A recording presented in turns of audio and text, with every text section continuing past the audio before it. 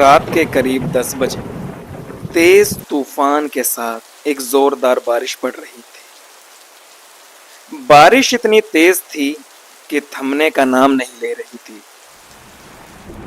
मुंबई शहर से कुछ दूर एक बंगले में 4 लोग, हस्बैंड अक्षय, वाइफ डॉक्टर साधना, सास उषा और ससुर रघुवीर, बारिश की तेज तूफानी रात में चाय, समोसे, टीवी पर फिल्म, कुछ ऐसा ही माहौल था बंगले में कि अचानक एक डोरबेल बजती है। हस्बैंड अक्षय और उसके साथ तमाम लोग हैरानी के साथ कहते हैं कि इस वक्त भला कौन हो सकता है, क्योंकि तूफानी बारिश थी। खैर, अक्षय उठता है और जाके दरवाजा खोलता है।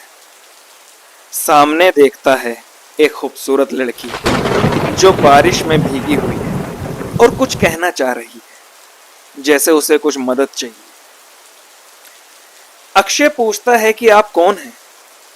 लड़की अपना नाम काजल बताती है और कहती है कि मैं एक हॉस्पिटल से दवाई लेकर आ रही थी कि एक व्यक्ति ने मुझ पर हमला किया और वो मेरा पीछा कर रहा है बारिश में। मेरी कार भी खराब हो गई है तेज बारिश की वजह से। क्या मैं बारिश रुकने तक यहां रुक सकती हूँ? अक्षय और साधना को काजल की ये बात बड़ी अजीब लगती है, पर इंसानियत की खातिर वो लोग उसे अपने घर में बुला लेते हैं। साधना की सास उषा काजल को टॉवल और चाय देती है और उसे अपने साथ बिठाती है ताकि उसका डर खत्म हो जाए। लगभग 2 घंटे बीतते हैं। काजल जाने के लिए कहती है। इतनी तूफानी बारिश को देखते हुए अक्षय और साधना काजल से रुक जाने के लिए कहते हैं। बात सही थी। तेज बारिश, रात का वक्त, और जो काजल ने बताया कि उस पे किसी ने हमला किया और पीछा किया, सबके जोर देने पर काजल रुक जाती है। अब तक काजल का डर भी खत्म हो चुका था। इतने में एक कॉल आती है अक्षय की वाइफ डॉक्टर साधना पर। साधना एक मानसिक रोगी हॉस्पिटल में डॉक्टर थी। कॉल आती है हॉस्पिटल से और स्टाफ बताता है कि 3 मानसिक रोगी जो दिमागी तौर से पागल हैं, वो हॉस्पिटल से भाग गए हैं और हम उन तीनों की तस्वीर आपको भेज रहे हैं। तभी काजल कहती है, शायद आप उसी हॉस्पिटल में डॉक्टर हैं जहां मुझ पे हमला हुआ। हो भी सकता है। हॉस्पिटल का स्टाफ तीनों भागे हुए पेशेंट की तस्वीर भेजता है, पर फोन की बैटरी डेड हो जाती है। साधना फोन चार्जिंग पे लगा के वापस आती है और काजल से कहती है, चलो तुम आराम कर लो अब। इतना कह के सब अपने अपने कमरे में चले जाते हैं और साधना की सास किचन में बर्तन रखने चली जाती है।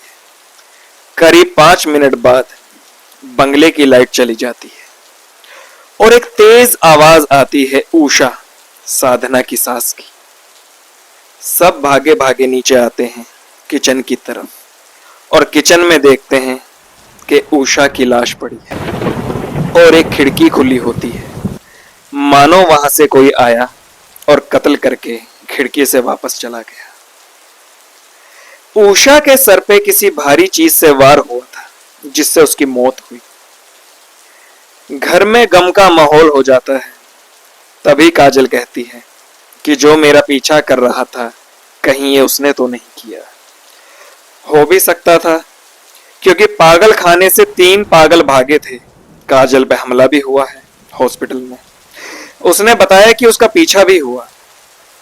बात यकीन करने वाली थी। अक्षय और साधना रघुवीर ससुर को लेकर ऊपर जाते हैं उनके कमरे में और काजल को उनके पास छोड़कर दोनों लाइट चेक करने के लिए मीटर के पास जाते हैं कि तभी अचानक काजल चीखती है। अक्षय और साधना उसकी चीख सुन के दौड़ कर आते हैं और देखते हैं कि काजल बेहोश हुई पड़ी है कमरे के बाहर और रघुवीर की लाश नीचे जमीन पर पड़ी है। एक बंगले में 1 घंटे के अंदर 2 मौत का हो जाना, वो भी इस तरह, बात बहुत गहरी थी। घर में डर का माहौल हो गया था। अक्षय काजल के मुंह पर पानी डालता है उसे होश में लाने के लिए। काजल को होश आता है और वो चीखने लगती है और एक ही बात कहती है कि वो सबको मार देगा, और फिर बेहोश हो जाती है। ये देख साधना और अक्षय पुलिस को फोन करते हैं और बताते हैं कि यहाँ क्या हो रहा है, आप जल्दी आइए। कुछ देर बाद काजल को होश आता है और वो एक सोफे पर डरी हुई बैठी है। इतना तो तीनों को यकीन आ चुका था अब तक कि कोई तो है जो बंगले में है और ये कत्ल कर रहा है। तभी डॉक्टर साधना को याद आता है कि वो 3 पेशेंट जो पागल खाने से भागे हैं, उनकी फोटो आ चुकी होगी। साधना उन फोटोज को देखने के लिए फोन लेती है और व्हाट्सएप ओपन करती है। फोटोज आ चुकी थी पर नेटवर्क धीरे होने की वजह से खुल नहीं रही थी।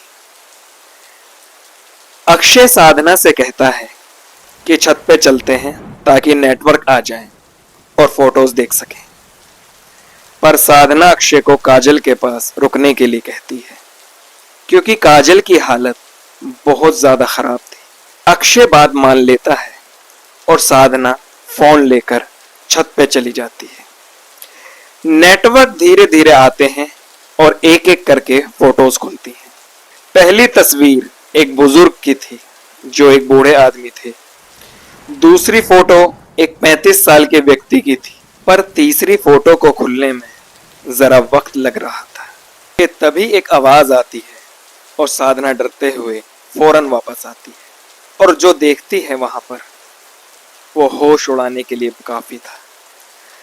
अक्षय के सीने में चाकू है और उसकी लाश जमीन पर पड़ी है और काजल जिस पे चाकू के निशान लगे हुए हैं वो थोड़ा दूरी पर बेहोश पड़ी है। साधना काजल को होश में लाती है और पूछती है कौन था वो। काजल बताती है कि पीछे से अचानक कोई आया और चाकू से अक्षय पर हमला कर दिया। उसने बताया कि उसने अक्षय को बचाने की कोशिश की जिसमें वो भी जख्मी हुई और काजल के बॉडी पे निशान थे चाकू के। साधना बिना देर लगाए फौरन काजल से कहती है कि यहाँ से बाहर निकल चलो, क्योंकि वो घर में रहेंगे तो शायद उनका भी यही हाल हो जो अब तक रघुवीर, उषा और अक्षय का हुआ। दोनों बाहर निकलने का फैसला करते हैं। साधना की कार थोड़ा दूरी पर थी। तेज तूफानी बारिश में साधना और काजल डरी सहमी कार तक पहुंचती हैं, पर राज अब भी राज था कि आखिर वो कौन था जिसने एक ही रात में इतने कत्ल किए और क्यों। काजल अचानक कहती है कि ठहरो, मैं वो चाकू लेकर आ जाऊं जिससे कत्ल हुआ है, ताकि पुलिस स्टेशन में पुलिस को सबूत के तौर पर हम लोग दिखा सकें। साधना को काजल की बात सही भी लगी और अजीब भी लगी कि आखिर ये सब किस लिए। काजल साधना को कार में रुकने के लिए कहती है और बंगले में चाकू लेने चली जाती है कि तभी साधना के फोन पर एक मैसेज आता है। ये वो तीसरी तस्वीर थी जो खुल नहीं रही थी। तस्वीर खुल चुकी थी। साधना ने फोन उठाया, व्हाट्सएप खोला और तीसरी तस्वीर को देखा। तीसरी तस्वीर देखने के बाद साधना ने कार स्टार्ट करी और तेजी के साथ वहां से निकल जाती है सीधा पुलिस स्टेशन, क्योंकि तीसरी तस्वीर काजल की थी। वो तीसरा पागल पेशेंट काजल थी जिसने ये सारे कत्ल किए। ये था वो राज जो अब सामने आया। काजल एक मानसिक रोगी थी जिसे एक पागल खाने से हॉस्पिटल लाया जा रहा था चेकअप के लिए। काजल वहां से भाग जाती है और इत्तेफाक से इस बंगले में दाखिल हो जाती है, ये कह के कि उस पर किसी ने हमला किया और उसका पीछा भी किया। असली कातिल काजल थी। पहला कत्ल किचन में उषा का होता है।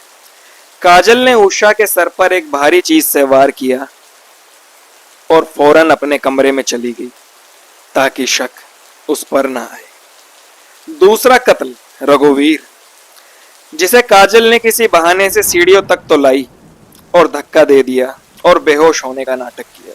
तीसरा कत्ल अक्षय का।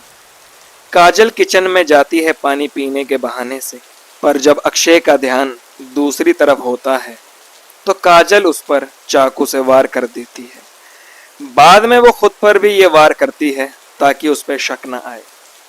और अब बारी थी साधना की, जो किस्मत से बच निकली क्योंकि उसने आखिरी तस्वीर को देखा था। पुलिस स्टेशन जाके साधना सब बताती है। पुलिस आती है साधना के साथ। लगभग सुबह हो चुकी थी और बारिश थम चुकी थी। पुलिस को बंगले में तीनों लाशें मिलती हैं, पर काजल नहीं मिलती। काजल जा चुकी थी, फिर एक नए घर की तलाश में। अगर आप अक्षय और साधना की जगह होते तो क्या काजल को घर में आने देते? ये थी आज की कहानी। उम्मीद करता हूं आज की कहानी आपको पसंद आई हो। आपने कहानियों का सस्पेंस देखा, मगर सस्पेंस नाइट का सबसे बड़ा सस्पेंस है मेरा चेहरा, जो आज भी अंधेरे में है। ये चेहरा तब दिखाई देगा जब हमारे साथ होगा सिल्वर प्ले बटन, जिसके लिए आप तमाम लोगों का साथ चाहिए। ज्यादा से ज्यादा चैनल को सब्सक्राइब करें, शेयर करें, अपनी राय बताएं कमेंट में। मिलते हैं अगले शनिवार रात 10 बजे फिर एक नई कहानी के साथ, एक नए राज के साथ। तब तक के लिए टेक केयर, गुड नाइट।